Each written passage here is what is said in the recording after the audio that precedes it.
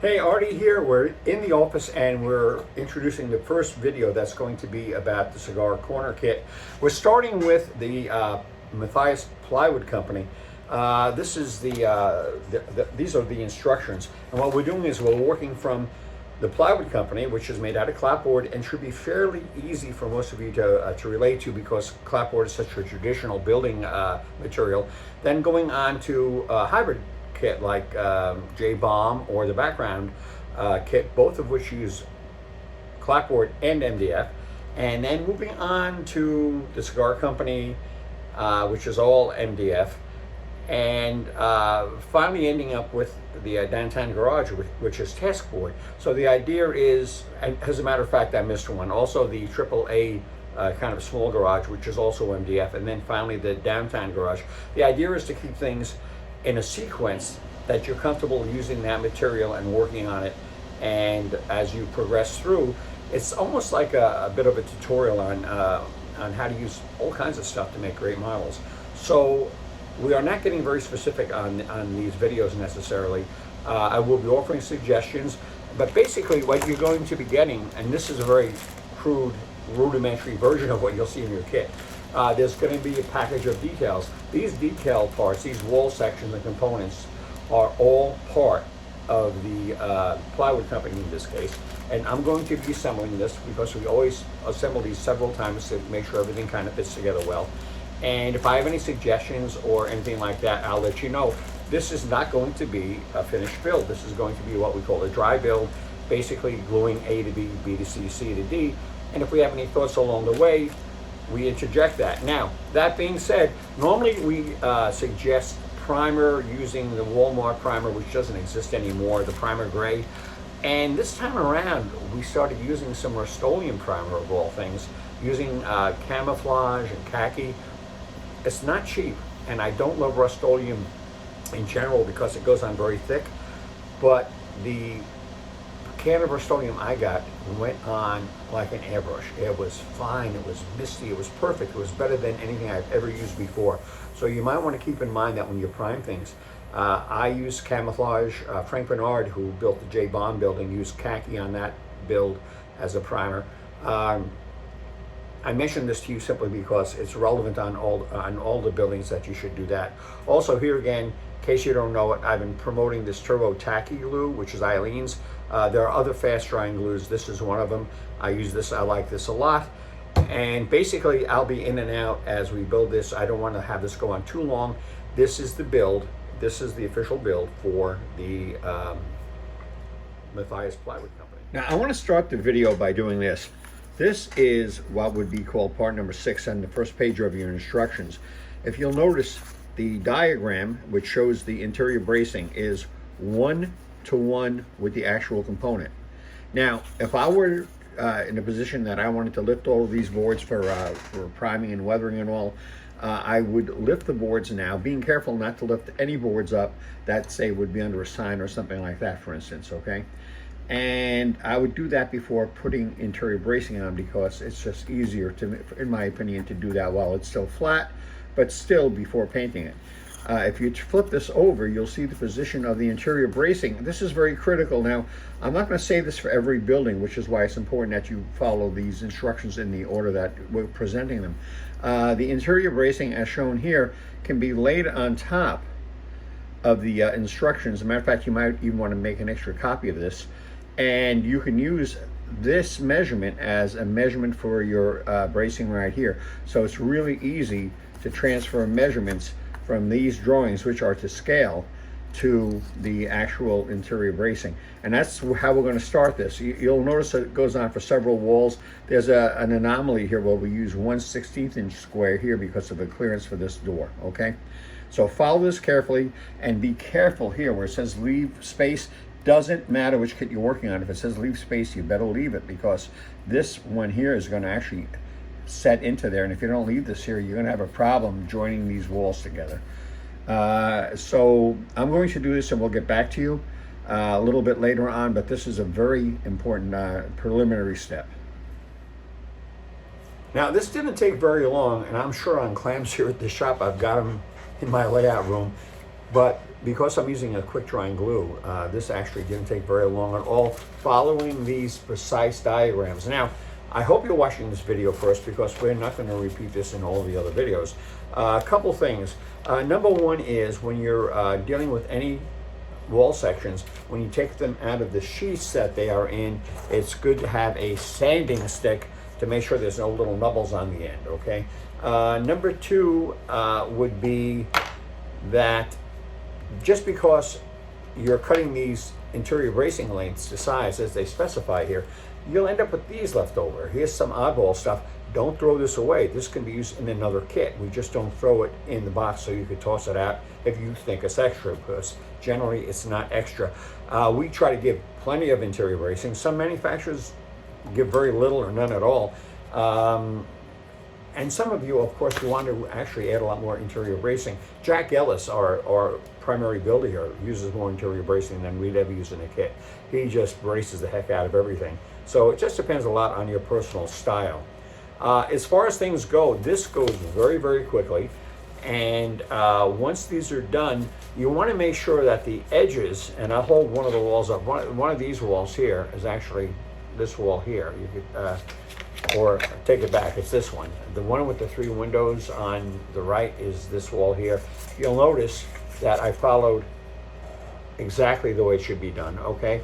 Now you want to make sure that the edges here are exactly in line. If the interior bracing is hanging out along the edge, it'll screw up any alignment with the top edge. Also, we have one piece here that uses an unusual piece, and I wanted to mention this to you, to point it out, that we use a little 16th there because we had to support this. This is very fragile, this piece, very likely to break. Now, when it comes to corner posts, this particular building is, we painted the corner posts the same color as the building. Now, you don't tend to think of corner posts, and I have some here. Corner posts are a 16th square on this. You don't think of corner posts as bracing, but they are, because when you add the corner posts to the vertical edges of the buildings, it here again adds strength, because you have the vertical grain here and the horizontal grain there. So what I'm going to do is, I followed the instructions in the beginning about bracing. If you intend on painting the whole building the same color, there's no harm in adding the corner post at this point. If you're not going to paint the same color, you can offset the walls so they leave a gap, kind of more or less, in the corner, where the corner posts will be a 16th inch square gap where they'll fit into each other. And that's as far as it goes right now. So all of these are done. It only took a few minutes, and a few spring clamps. So on with the instructions for the next part of the kit, which we'll be getting right back to you. Now, there's a lot of information in this video that's really more about every single building in this kit, or every building you'll ever build. In this case, we're attaching a wall here, and you'll see it in the instructions, where this wall here, and it's not quite square, as you can see, it's starting to tip over, gets connected in here, and this is a jut out on the building. And sometimes, and this is a good example, let me hold this camera properly. Sometimes what happens is you have a joint that's impossible really to, is glue on that interior bracing, and I'm gluing it together, but there's no way of me getting a good brace in there. Now, you may have your own way of doing it, but this is just to tell you, whether it's this kit or maybe another one in this kit or another kit that you may have, sometimes all you need is patience. This is one of the reasons here, again, I kind of plugged this kind of a glue. It holds. You may have to be a little patient with it, but I really can't get into the middle of this wall with any kind of clamp that I can figure out. So keep it in mind when you're putting this building together, but any building, sometimes it just pays to put on YouTube, watch a video, and just clamp these things with your hands, trying to make sure that they maintain a 90-degree angle. That's a very important aspect. Now, we've gotten to the point of trying to put this building together. There's actually 6 walls in this particular building, but regardless of what you're dealing with, because this overview is really for any building, what I find is that they fit together, number one, really well. And if you are looking at the instructions in the first building, you'll see what I mean as far as the 6 wall concept. But what I find is when I use a clamp such as a normal spring clamp, these things here, you see how they're backwards, and then you put it forwards and they slip backwards, and then they're kind of slippery, some kind of nylon or almost Delriney, because they're oily, and you try to sometimes when, oh, look what happened just there. I didn't even mean to do that. They just want to go crazy. What I'm finding is, by using some paperclip clamps, not even paperclip clamps, paper clips, I'm able to use these really, really flat clamps here that we got at Staples. And I happen to be in the office here at Bowen Mills, so we have these around for things. And these things are true. They will let you, I don't know if you can see that, you can brace and clamp right up to the corner post with that. And these things here would be sliding all over. So what I'm doing right now is I've taken the building. You can see it's not quite square. I'm still working on getting this perfect. And I should be doing this instead of paying attention to this instead of doing a video. But I wanted to show you that by using these and working on it to keep it clamped like this. This is one of the reasons, by the way, I use a glue like this instead of, say, ACC or CA glue, excuse me, with accelerated, because once it dries, you don't have the workability as far as making sure everything is square. This is what we're doing here. If you find yourself in a situation with clamps, a great alternative, very inexpensive, and with hobby shops getting harder to find, generally an office supply store is easier and these are available there. Okay, so let this dry up, and we're going to complete the shell. Now, keep in mind that normally I would have had this primed and probably lifted boards in some areas and painted before I assembled this, because this is one color, this whole building.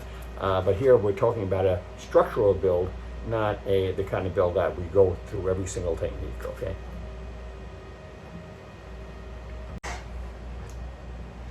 Now, if you've been doing this for a while, as most of us have been, it's really easy to get a little bit lazy at the wrong time. Now, if you look at this building here, this is the same building, and this could happen any place, but if you notice, there's a wall number 5 here that has a, let's see, make sure I have the right one. Wall number 5 here, let me take it back. And the wall number 5 has edge interior bracing here along either edge and along the top, but also has a piece that comes right down there and comes down. Now, I put that in feeling really good about myself, just to keep it from flexing, but it's not actually true. If this particular interior bracing shifts to one side or the other, goes in crooked, you will unknowingly have a reference point that another wall will lean against, and that wall will go in crooked. So this one here, for instance, has to go in at a perfect 90-degree angle. Let me show you what I mean. This is the building as it stands. It went together a piece of cake, really, honestly. But that wall, which is the back wall right here, when I put that bracing into it, and I don't know if I'm going to be able to get this on the camera properly so you can see it, but it's in there, okay? And what happened was, this wall here, this wall here leans against this wall. In other words, this side wall leans against this one, and this wall did not go in true. So it looks pretty good, but the top and the bottom are not exactly where they should be. This piece of bracing right here should have been at a true 90 all the way up and down, and it wasn't. So while it looks great here, when I put in the sister wall, it goes into these slots, you can see there, if you look carefully, that this wall sits out proud of this wall, because this wall is angled in a little along the bottom, because I did not put that piece of bracing perfectly square. Now, normally you'd say, why am I showing you something that we made a mistake on? Because we do make mistakes on these things. This is a tough one to fix too. I'm not particularly worried about it in this build, because it's one of the things I want to go over and make sure that you understand and we understand, because we want this to be fun. It's more fun to get it right. But it just shows you that even interior bracing can make a very big difference as far as the placement. So if it shows it going up and down, sometimes it really just pays to make sure it's really going up and down. Use a small square. I don't happen to have one with me here today. If I did, I may have used it. I would hope so. And I wouldn't be dealing with this very untrue situation. You can see that really well there. So just a point of reference, and shows you, even guys that do it a lot make mistakes. So take your time with this stuff. Okay, now you could get away with this, because here, this building here, and off to the side, it doesn't look terrible, but it's not really right. If you'll notice on the inside, because this brace, this one right in this corner here, was put beautifully on top, but angled as it went to the bottom of this wall piece, that wall, if you can see, is not square, and because that's not square, you see it angling in like this, that way. It affects this, and this one is all kind of screwed up. The thing of it is, it's not right. This one's going in the trash. This is just something that we're doing to help, help us understand, help you understand what the build is about. But frankly, if you were to do this and put graphics on, probably nobody would notice. But you don't spend as much time engineering a kit, so you can do something as stupid as I just did. So keep an eye when you do this kind of thing, because you can see it's absolutely not square. Okay, I see myself in there, and that's what you want to avoid. It's one of the little things that can really make a fun modeling project less than fun. Now that the carcass is out of the way of the building, now understand ours isn't painted or weathered or anything, any good stuff like that, and yours should be. We're going to do this kind of a decorative trim around the top of the building. All of that trim is laser board that we've made self-adhesive, and there are 4 pieces that go around, and it comes in a sheet looks like this. Now normally we would say to prime the sheet first, but to tell you the truth, these things will lay up right easily on top of each other, and once they're assembled, we're going to prime them, and then we're going to mount them onto the building. But we're using kind of a drab green paint because this building does not have a lot of color in it, and we're going to affix this, and now we're actually starting to get to some of the stuff that gives the character to the building. Okay, at this time I've actually put on the top trim, and I have to tell you, it's really easy to do. I don't know if you can see it there. You should be able to see how cool that looks. All of a sudden the building starts to get dressed out. It needs a little sanding, a little blending on the corners.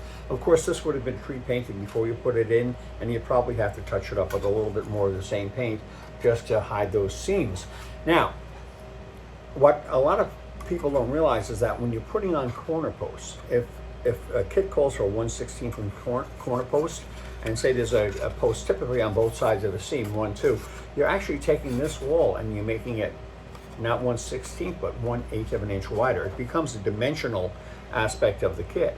So if you put in say 5/64 instead of 1/16, it's going to make it an extra 1/32 inch wider, and things like seams like this that go on top of the corner post will not be able to straddle the corner post. So it's very important that you realize that corner posts are more than corner posts. They're vertical bracing, but they also have a dimensional aspect to them because they do change the dimension of the walls that they're installed upon. Anyhow, this is what we have at this point. Now, in the instructions, which I have here because I've put them together, we start talking about the sub-assembly of the roofing panel, which is fine. Here are the 4 sub-assemblies, and that will form to make the roof. Now, if you just want to take a break and do a sub-assembly, it's always a good time, doesn't matter what it is, because it's a short project for the most part compared to the big build. But in this case, I wanted to mention that if you do the sub-assembly on the roof and then insert the roof, when it comes to insert the windows, it'll be a little more difficult because you got to go up through the back to support them from the back with your hand. So a lot of times what I would recommend doing is, regardless of the instructions, their option is to install the windows as you see fit. Now, in many of our kits, we include laser cut acetate, which represents window glass, but that's kind of tedious to put on, and it's cut little pieces, and it's kind of really contest quality stuff. But the fact of it is we also include a larger sheet. A lot of times what I'll do, especially with the windows in a kit like this because they're plastic, is I will weather them and do everything else, and I will mount them into position. And here again, this is where Sobo glue comes in handy, because if you use yellow glue, which I love using, it works terrific on wood. It's better than this stuff if you can wait for it to dry. I mean, this is quicker, but yellow glue is wood-based. It's not going to let you glue plastic windows into a wooden frames like this is here. So what you want to do is use like a Sobo glue or a craft glue, pre-paint, weather, and install the windows. Now, if you want to install the glass first, that's fine, you can do that. But a lot of times what I do is, these windows, if you see on the inside, let me get this right, you can see there in this strip, there's a center piece of interior bracing, but that's kind of a long strip. You can just take a long strip of acetate and just kind of flood the area with that instead of putting glass in each one of the individual windows. And we give you that option because we supply you with a sheet of acetate that's not cut, that you can cut up, and it's easier to do, and you risk less of a chance of getting glue on the acetate, which is something, if you've been doing this for any length of time, I guarantee you've done that before. It's very frustrating. So at this point, what I'm going to suggest you're going to do is start installing windows. I'm going to install a couple just to make sure they fit okay. And then once you have the windows in, because you can get your hand inside, if you want to use a little paper and make some window shades, and we did that on our model, it's easy to get in like this, and you can get in from all aspects of it before you seal up the building with the roof. So that's going to be the next thing. Test fit a couple of windows. You can imagine the acetate is in there. You can imagine they're painted, and either painted or nor will I be putting acetate in at this point. But this is a good time to do it, and they don't get in the way. You don't tend to bounce them off like a detail because they're embedded into the surface of the building. We here again use the same craft glue, and we coated the edges of the window openings. In other words, we didn't put glue on the window. The windows would have been painted in this case before they were installed. We just did the edges, and as you can see, they fit right in. And there are something like 8 or 9 windows in this particular building. Of course, there are some doors that you have to make, some are laser cut and so on. We'll get to those later. But it's as simple as doing that. And all of a sudden, this building, between the trim and the windows, is starting to actually come together really well. Imagine if it was painted. So there you go. Now, this is specific to this kit, but it's important that the building goes together squarely, which this kind of pretty much did, except for that one thing on the side. But if you'll notice in the illustrations, can you see the roof there? I think it's right there, isn't it? You can see what it looks like. It's a very deeply recessed roof. You see that? And how we did that was, it looks like we have 4 components stacked up on top of each other. You know, 1, 2, 3, 4, but it's not really true, because that's a base component, but this second recess layer is not 1 but 4 components. So you actually have 1, 5, 6, 7 components, and if you notice, there's a lot of slots and tabs. These slot into this slots into that, and this simply gets laid on top of this. Now, to tell you the truth, this thing fit together like a glove. It's perfect. And I did not finish it because, as we mentioned earlier, that's not the way it works, because that's not what I'm doing. But you can see the seams there where everything fits into everything else, and any of the tabs and slots were actually covered by this final cardstock cover, a nice thin cover on top. And it's important that you took the original building, you know, the carcass, and had the bracing exactly the way it showed, where you have the horizontal bracing along the upper lip, because this is engineered to fit not inside of the carcass, but to fit inside of the bracing inside the carcass. And this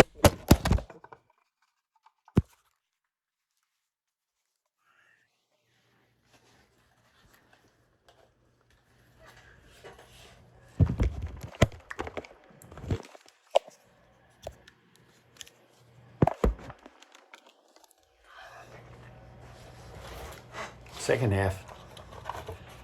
And this simply inserts in here like this. And if you notice, the very easy to put in, you have the very subtle nuance of the profile of this thing, and it goes together really well.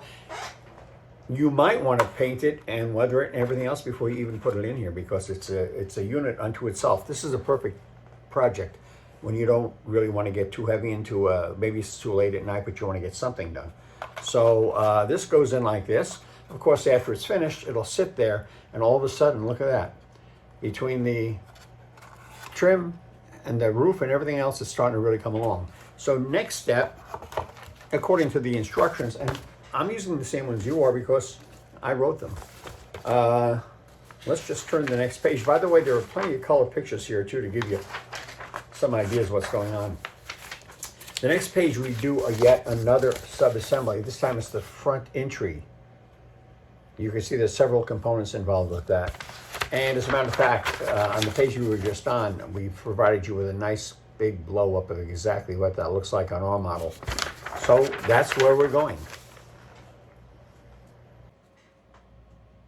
Okay, it's been a few days since I've been back into doing this one building, as you may, if you haven't kept up.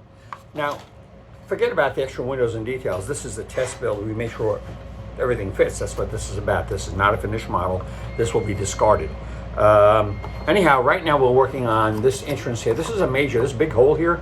Let me hold up the instructions. Let's see if I can get this so you can see it. You can see this is the front entrance to the building. And if you look at the finished pictures, you'll see that. And what we're doing is talking about this whole assembly here. And basically what you have is some plywood backed by some very thick timbers in the back that surround it on 3 sides, and also provide a kind of an inner wall, because this actually protrudes from the front of the building.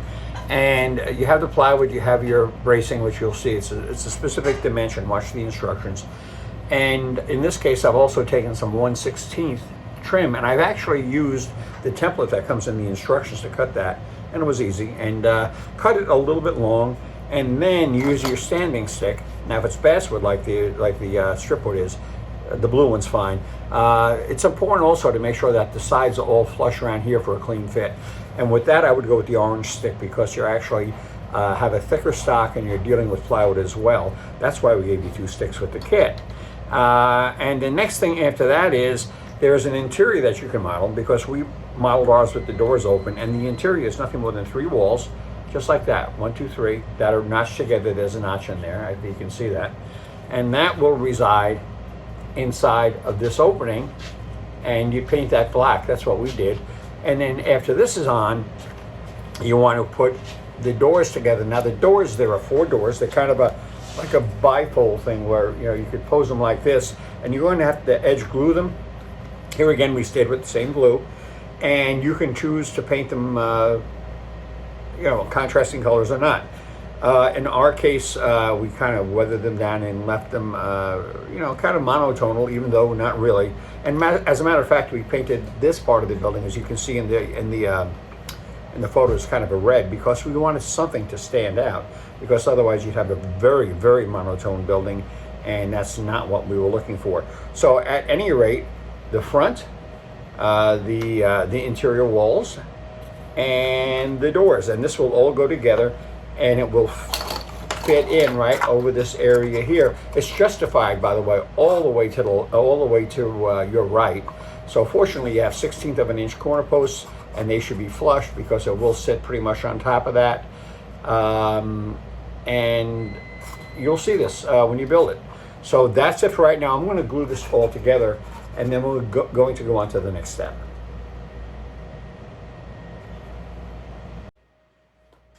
I want to take one quick step back before we showed you the shell of the building, and what I've decided, learning just as you are, I'm trying to get the best rhythm and the best continuity as far as putting this together. We actually took the time to install the front door, because when you put the other shell on, the door is actually recessed and you can't get to it. So we put the front door in. Of course, you have yours painted and all. We also included the 3 interior wall sections. It's important that that internal brace, that you place it in the right direction. I know it's a little late now. If you had pushes too far to the front, because it was somewhat judicious of you as far as where you wanted to put it, you may have to make this area here a little shallower, so it clears it. Right now, as you can see, this back wall literally, maybe I got lucky, just sits right up against that brace the way it was illustrated. So this has been installed. It would be painted in whatever. The front door has been installed, and the next step will be to take this sub-assembly and install it in place. Now all of a sudden you see the front door is already set in there, and the interior is all set. And that means the next thing would be adding, details such as the front doors and so on. So that's next.